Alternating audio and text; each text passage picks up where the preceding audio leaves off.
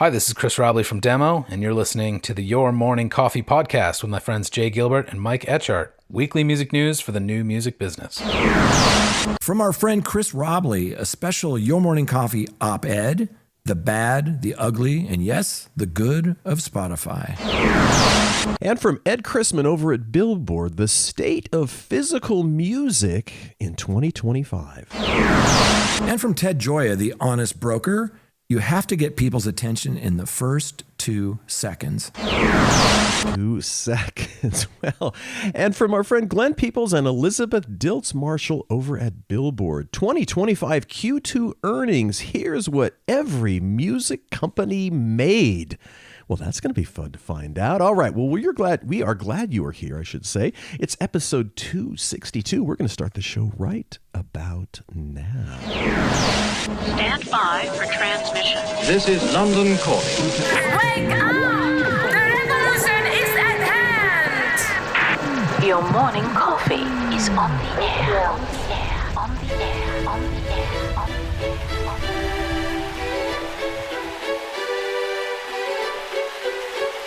Standing by.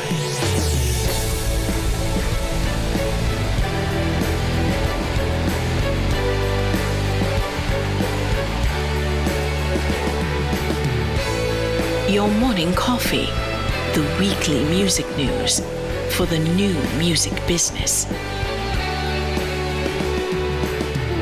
It's the highly curated, agitated, advocated, moderated, and liberated digital music information that you need to know. We are your digital music authority. And now from our studios in Hollywood, California, here's your hosts, Jay Gilbert and Mike Etchart.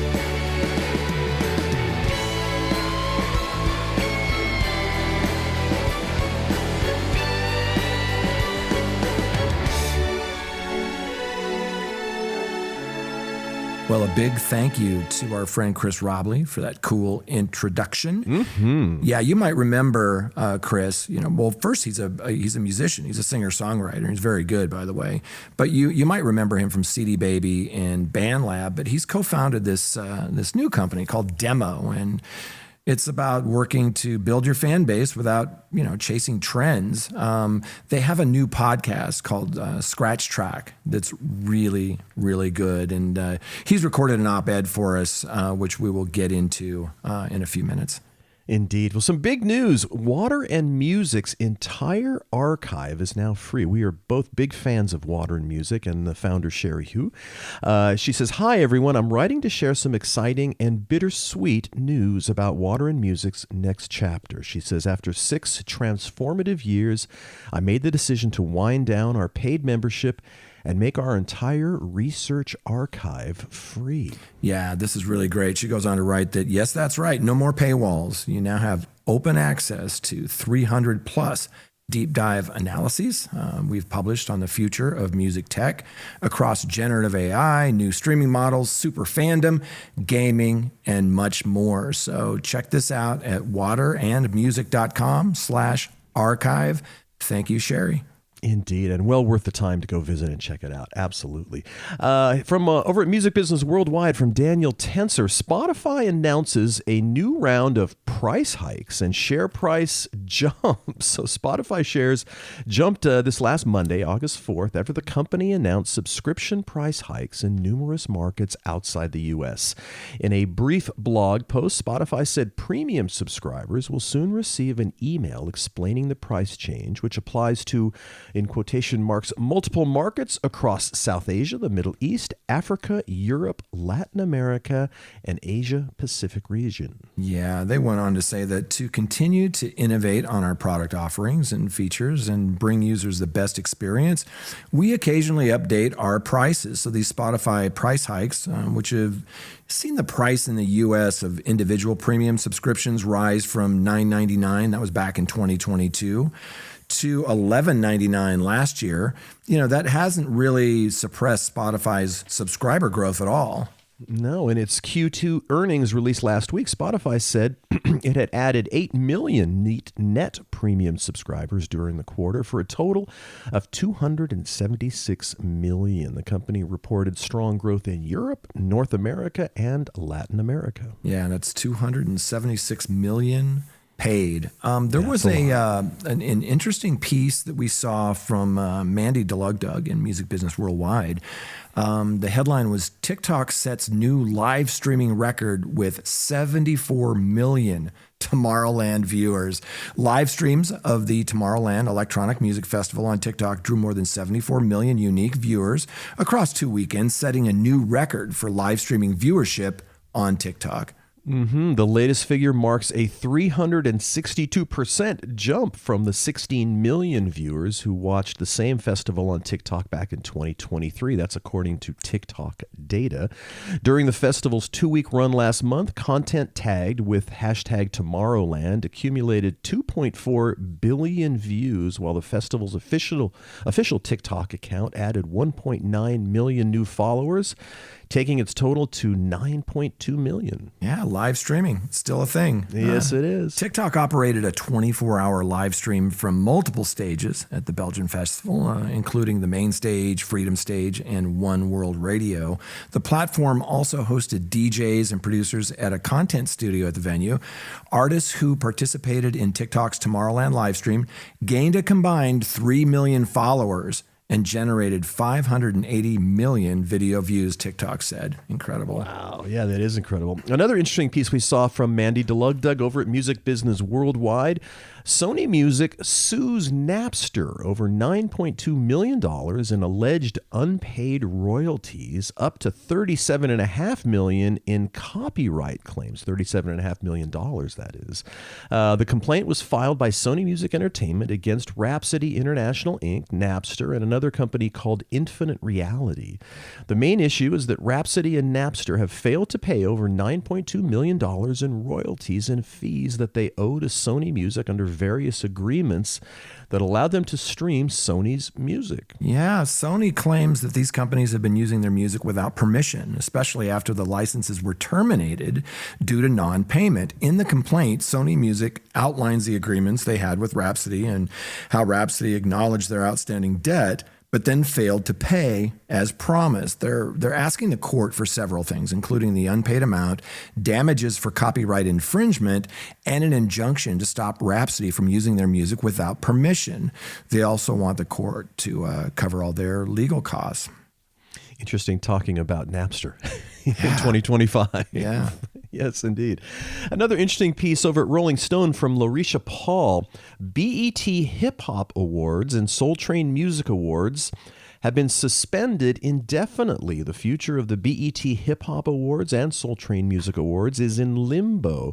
In a recent interview with Billboard, BET CEO Scott Mills confirmed that the two staple awards ceremonies will not return for the foreseeable future as the company works to reconfigure its place amid changes in the media and entertainment industries. Yeah, their CEO, Scott Mills, goes on to say that so for BET Linear, we have suspended the Soul Train and Hip Hop Award shows, with BET Linear referring to the original cable network. He goes on to say, but we have a team that's actively thinking about where those award shows might best live as the media climate continues to evolve. They aren't gone. No, well, the Soul Train Music Awards premiered back in 1987. Viewer concerns for the fate of the show increased in 2024 when BET skipped the ceremony for the year without notice. The official social media accounts for Soul Train have not been active since March of 2024. The BET Hip Hop Awards launched back in 2006 and consistently aired annually. The show usually airs in October, while the Soul Train Music Awards have typically been held in November around Thanksgiving. So, yeah. Wow. I hope they can keep it together. Those are great shows. Oh, I know it. And boy, I've been Soul Train, man, that was a show that I watched as a kid and just loved it.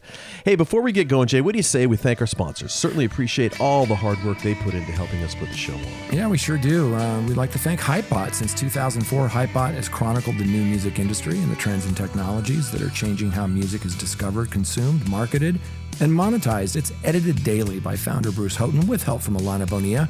Hypebot and sister blog Music Think Tank are published by live music discovery and marketing platform Bands in Town. Indeed, Bands in Town. Over 90 million live music fans trust Bands in Town to get personalized concert alerts, recommendations, and messages from their favorite artists. It is the #1 artist service platform, connecting over 650,000 artists with their super fans. Managers, labels, agencies, and artists access their own dashboard to manage and promote their tour dates across all platforms. We love Bands in Town. And hey, I get to hang out, yes, every Saturday for me, actually, with my good friend Jay Gilbert. He is a music industry consultant. He is the curator of the weekly Your Morning Coffee newsletter with which this show is based, and a former executive with Universal Music, Sony Music, and Warner Music Groups. Yes, a checkered past for sure. And I get to do this podcast every week with my good friend Mike Etchart. He's a longtime host of Sound and Vision Radio, formerly of SST Records, Warner Music, Capital EMI, and Universal Music Group. And that's where I find out about most of the documentaries that I watch. By the way, did you finish that Billy Joel? I did. I finished the Billy good? Joel. It was fantastic. I watched it twice. I rarely watch these things twice, but the music is so incredible, and you forget what a great pianist. He is a wonderful piano player, yeah, and so super versatile and a great singer, and a dynamic player live. He really jumps around and puts on a great show, and people, I think, in the general public don't realize that. I mean, we might have mentioned this before once. If you ask somebody on the street about who are the biggest selling artists of all time, they would say the Eagles and Michael Jackson and the Beatles, and of course that's right. But Billy Joel is on that list. He's right at the top with all of his sales over the years. Yeah, they released a 155 song set to streaming services. And what's incredible about it is it's got the narration that they have from the documentary, and they've got demos and his early band, The Hassles. And I've just been doing this deep dive into Billy Joel. Sometimes it's kind of cool to rediscover a band that you're already a fan of or an artist. And that happens a lot when these documentaries come out. I go back and sort of dig in. Yeah, and I've been reading, actually, there's a new Jeff Buckley one coming I'm right. really excited to see. And I don't think they've announced where it's going to be showing, but I really want to see that one for sure. Yeah, me too. So let's kick off the stories this week with this op-ed from our friend Chris Robley. And again, his new platform is called Demo.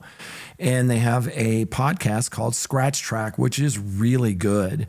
And I was talking to Chris about it, and I asked him if he'd expound on his thoughts on Spotify. So he recorded the following, and it's called The Bad, the Ugly, and yes, the Good of Spotify. So take it away, Chris. Hi, it's Chris Robley from Demo and Demo's brand new Scratch Track podcast.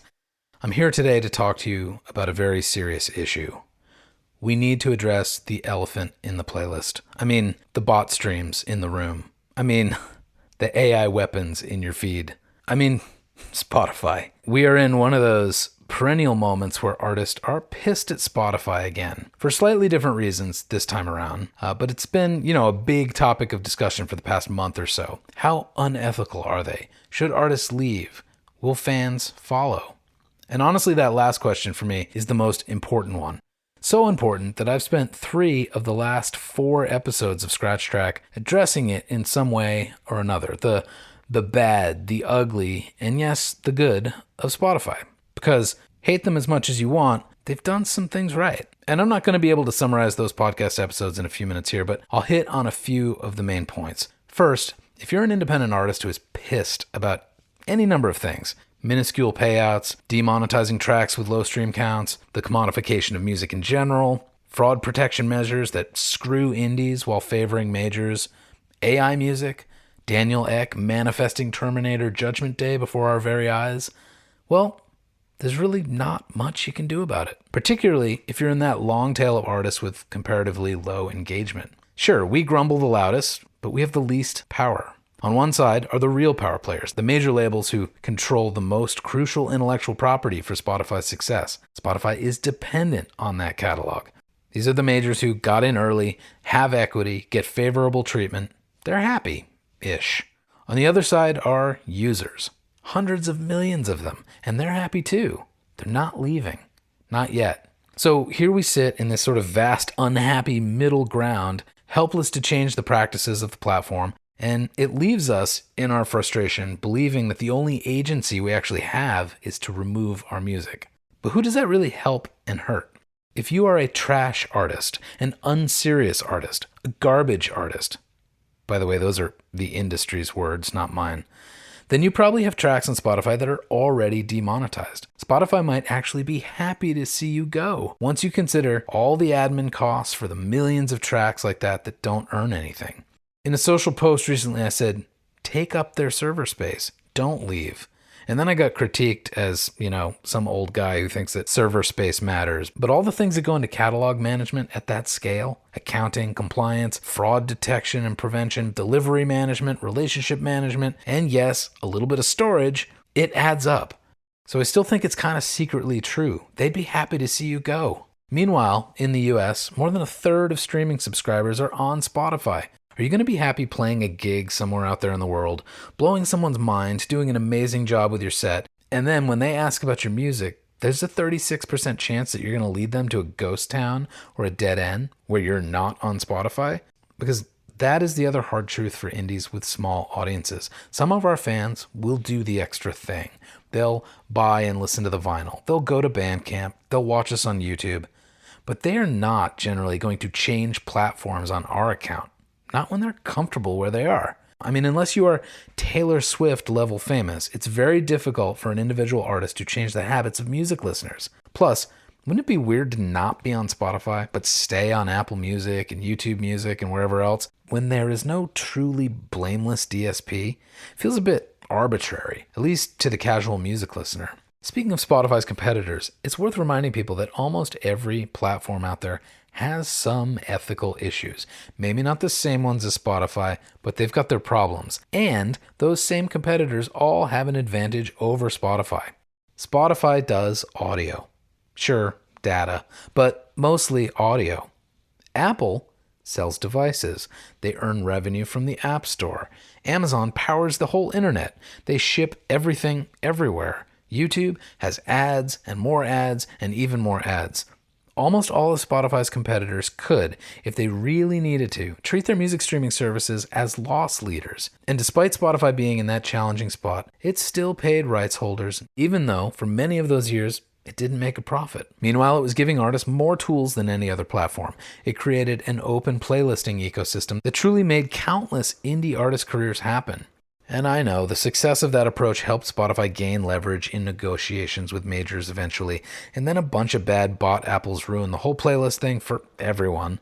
But those were 10 glorious years of indie music discovery on that platform. I guess I'm just saying, Spotify has done good. Good for themselves, of course, but good for consumers and artists too.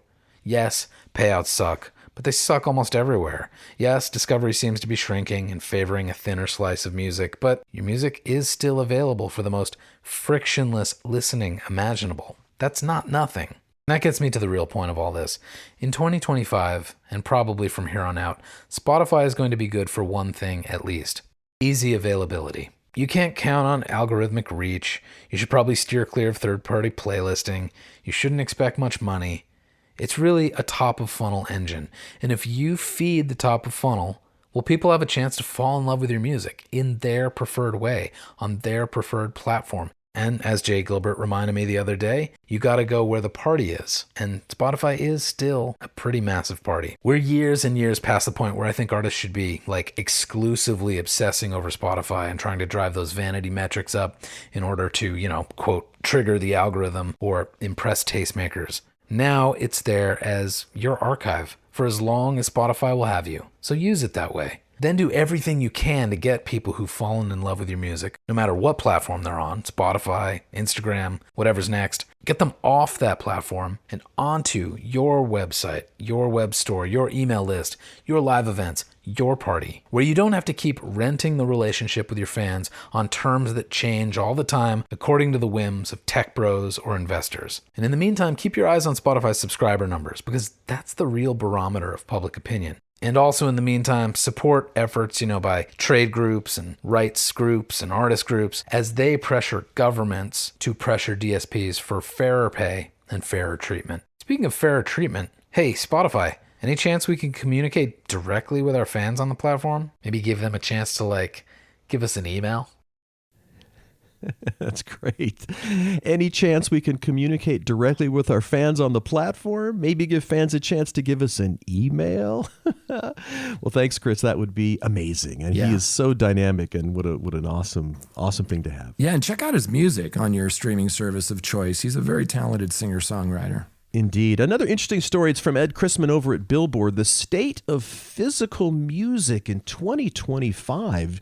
During a presentation at Record Store Day Summer Camp in New Orleans, Luminate's Chris Murator also announced an initiative to track vinyl manufacturing data against sales data. Yeah, this is a big deal. In this collaborative effort to sort of help the music industry get a handle on managing vinyl inventory, the Vinyl Alliance and Luminate are partnering on an initiative through which they'll collect data on how many vinyl records are being pressed at vinyl plants around the globe.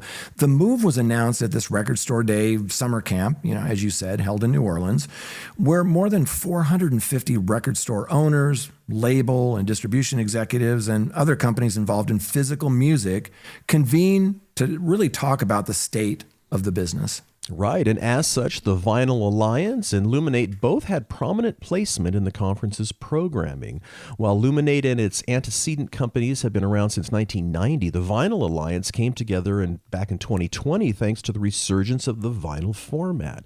It consists of key members of the physical music sector, including record labels, retail and distribution merchandisers, replay hardware companies, and vinyl component suppliers. Yes, sir. And the Alliance also includes more than 25 pressing plants, and from which the initiative hopes to collect manufacturing data. Several big players in the sector have already agreed to report it, including GZ, described in the announcement as the world's largest producer of vinyl records. Luminate Director of Partnerships Chris Murator said this will provide a 360-degree picture on vinyl. Vinyl Alliance General Manager Ryan Mitrovic added the production data has never before been linked to the retail sales data. Yeah, this is super interesting. Earlier in the day, last Wednesday, the first general session of the conference kicked off with Luminate. They did a presentation on the state of the U.S. industry regarding physical music. That presentation showed that physical sales were down around 3% at mid-year 2025, with 34 million copies of vinyl and CDs scanned so far in the year, and versus 35 million last year. But Murator pointed out that that's only because this year's numbers are going up against the juggernaut that was Taylor Swift's The Tortured Poets Department last year. So according to Luminate, by mid-year 2024, that album had rung up just shy of 2 million copies in physical formats. Incredible. Wow. It's crazy. In other news, Murator noted after Luminate's misstep in unweighting indie retail at the beginning of 2024, which ultimately resulted in a new and improved way of collecting indie data after Luminate partnered with Street Pulse, over 400 stores are now reporting sales to the Street Pulse Luminate system. Murator said that's the largest amount of stores ever reporting sales, going all the way back to 1991. He said, "We want to break the 500 store mark by the end of the year." In contrast, under the old flawed weighting system, Luminate only had about 70 indie accounts with 140 stores reporting, he said. Yeah, turning his attention to Record Store Day, Murator noted that this year, the U.S. industry had 1 million album sales in just that 1 week, marking only the 12th time in the last 10 years that the U.S. record industry has achieved 1 million sales in a week-long period. In fact, Record Store Day in total has accounted for 5 of the 12 weeks that topped 1 million vinyl sales. This year, he reported there were 337 exclusives, while over 100 titles actually sold out. Wow, wonderful. Murator also pointed out that while physical is slightly down this year, when the new weighting format is backdated to the unweighted sales in the first half of 2024, the indie sector is actually up about 12% in vinyl, while indie CD sales are up 25%. He noted that one of the factors in the CD sales increase is likely pricing, considering elevated pricing on vinyl records has pushed more consumers to buy cheaper CDs. Yeah, we've been reading about that. And finally, Murator urged store owners in the audience who are not yet reporting their sales to Street Pulse, go sign up. It's a benefit to everybody if you report. He said your numbers matter and need to be counted. So yeah, great article. Really great article. So our next story is from Ted Gioia, the honest broker. If you don't read his writings, you should. They're very insightful. They're great. We've been following them for years. The headline of this one is, you have to get people's attention in the first 2 seconds. Amen, brother. He asked the question, are songwriters finally ready to fight the algorithm? Ted writes, I recently claimed that arts and entertainment, from highbrow to lowbrow, is getting longer. This runs counter to the conventional wisdom in media where short clickbaitish content is aggressively promoted. Right. Ted says it won't be easy to push back. The algorithms are programmed to push short fluff. If you visit any digital platform, you see it. Everything smart and in-depth has been replaced by reels of recycled material. Platform owners like this because it gives them the opportunity to insert more ads. He says the worst offender is TikTok. Here, according to the BBC, musicians have learned why it is named after the sound of a ticking clock. You had to get people's attention in the first 2 seconds, laments pop artist Claudia Valentina. She has written 2 hits, both of them under 3 minutes in duration. Yeah, he goes on to write that TikTok's approach has been widely imitated by other platforms. The result is devastating to our music culture. Artists are forced to abandon all complex songwriting techniques because it's more profitable to write a short musical meme than an actual song. So can long form really win in this environment? It won't happen unless artists fight against the combined power of algorithms and financial incentives. But they're starting to do just that. Right. He says, I have further confirmation, and it comes from epicenter of ultra-short videos, TikTok itself. He said, according to the BBC, musicians are now pushing back against the relentless promotion of clickbait. The BBC shared a chart, which Ted added to his Substack post, which shows that longer songs are finally getting traction after 10 years of shortening. Yeah, he writes that we're still several steps away from new pop epics as long as Hey Jude. That was 7 minutes and 12 seconds, or Bohemian Rhapsody. That was almost 6 minutes. But we're trending in that direction. I wouldn't be surprised if a new breakout hit surprises everyone with its length. So my friend Sam Berger sent me this video, which was Jack Conte doing his keynote at South by Southwest. And the headline was Death of the Follower and the Future of Creativity on the Web. And I just found it fascinating. Yeah, Patreon CEO Jack Conte explains how the current internet algorithms are killing the traditional follower for creators, threatening their creative freedom and livelihoods. The internet started as a platform that democratized creative distribution. He said you could upload your work to platforms like YouTube and immediately have it accessible to millions of people. Yeah, this video is so good. After that came the subscribe button, which enabled creators to go beyond the reach. But now they could build a following and find their true fans that would support them to build a creative business.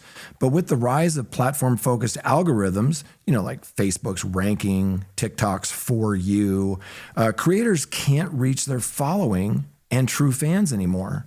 Right. Jack went on to say this shift has had a devastating impact on creators' creativity and ability to support themselves doing what they love. He advocates for the new spaces on the internet like Patreon, where creators can always connect with their communities, create what they want, and control their own destinies. Yeah, I highly recommend that you check out this video. Again, it's Death of the Follower and the Future of Creativity on the Web with Jack Conte. It's his South by Southwest keynote. It is absolutely amazing. Here's like 1 minute of it. Let's take a listen.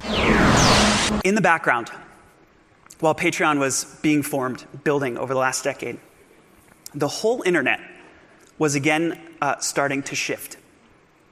And if you think of the 90s as Web 1, and the 2000s as Web 2, right around the 2010s, there was a new change happening.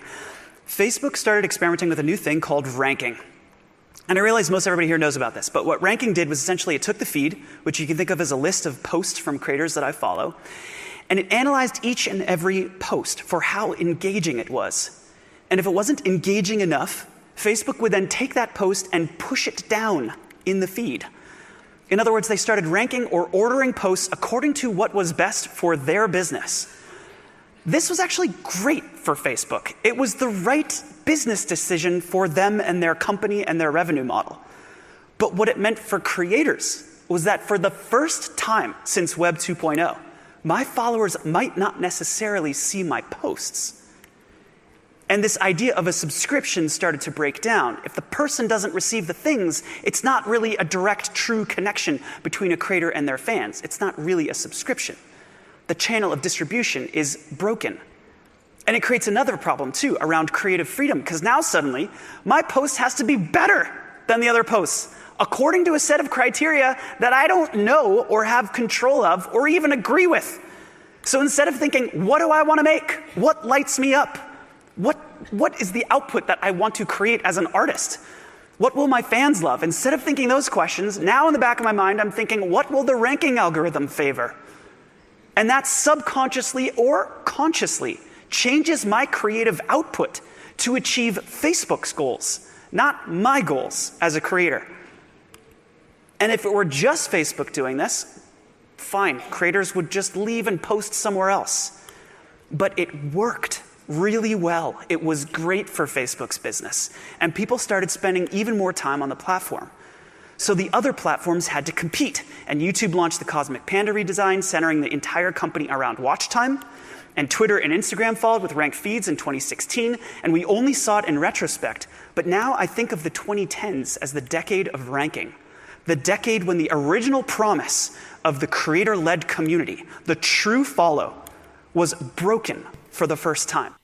Oh, it's fantastic. Yeah, the whole thing is great. Go back and check it out. It's really great. First of all, he's a super dynamic speaker. And man, it's just, and I'd forgotten, of course I knew about Patreon, but I'd forgotten that he's, of course, a musician and a songwriter and a performer. And Pomplamoose. Yeah, and boy, it's a wonderful, wonderful keynote. So go back and check it out. Definitely worth it. Our next story is from our friends Glenn Peoples and Elizabeth Dilts Marshall over at Billboard. It's the 2025 Q2 earnings. Here's what every music company made. It's a roundup of every label, streamer, and other major music companies' second quarter earnings results in one place. So here are the highlights. So you can read the full article and individual reports over on Billboard Pro. Yeah, let's kick it off with Cumulus Media, the number 3 radio company in the United States, posted a 9% drop in revenue and 11% decline in adjusted EBITDA. Broadcast radio revenue was down 13%, and digital fell about 1.5%. The other one was Deezer. Total revenue was flat at $298 million, and subscribers actually fell 7.6%. That's now at 9.2 million subscribers to Deezer. Right. How about Hybe? South Korea's Hybe said on Wednesday, back on August 6th, that its second quarter revenue rose a little over 10% year over year to $516 million, while operating profit jumped nearly 30% to $48 million due to successful global tours and releases from several of its artists, including BTS members Jin and J-Hope. Recorded music revenue fell by about 8.5%, but that was offset by double-digit year-over-year increases in merchandise and touring revenue. It's earnings season. The next one is Reservoir Media. Quarterly revenue rose 8% to $37 million in the first quarter of fiscal 2026 on strong recorded music and sync revenue. So that adjusted earnings before interest, taxes, depreciation, and amortization, that's EBITDA, and it's a popular measure of profitability. And their EBITDA was up 10% to almost $14 million. Indeed, my friends over at SiriusXM, where I spend a lot of time in my car listening, SiriusXM reported that overall revenue of $2.14 billion in the second quarter fell 2% from the year-ago quarter, pressured by lower subscriber growth, a legal settlement, and higher operating expenses.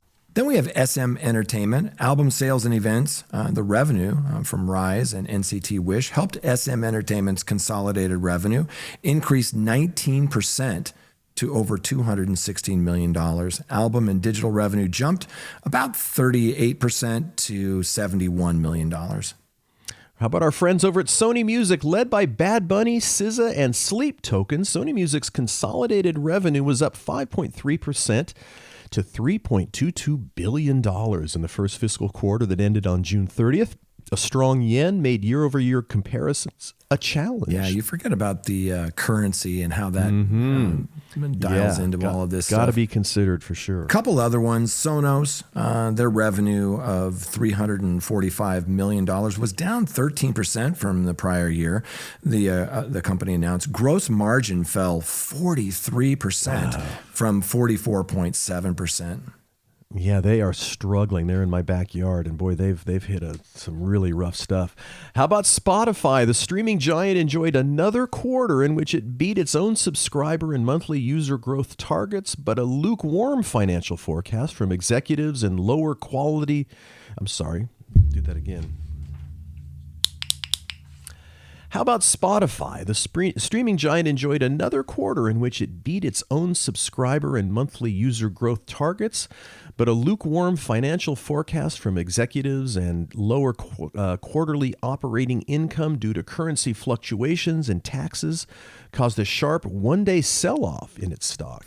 Yeah, and finally, Universal Music Group, their revenue increased 4.5% to $3.38 billion, while recorded music subscription revenues rose 8.5%, and that equaled about $1.36 billion. All growth figures are in constant currency, and elsewhere, their music publishing soared 14.5%.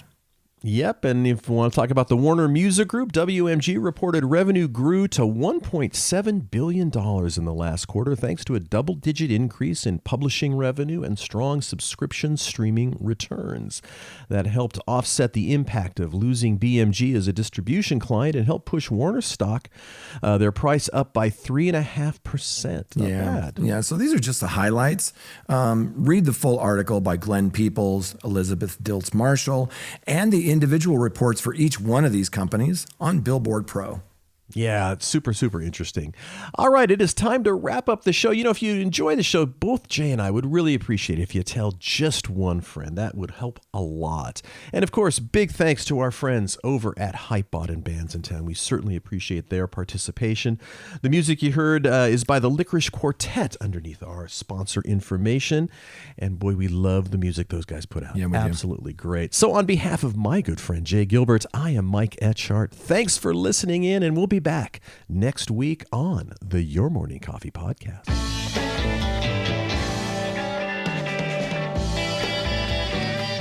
You've been listening to Your Morning Coffee, the weekly music news program for the new music business. Join Jay Gilbert and Mike Etchart next time for the digital music news you need to know.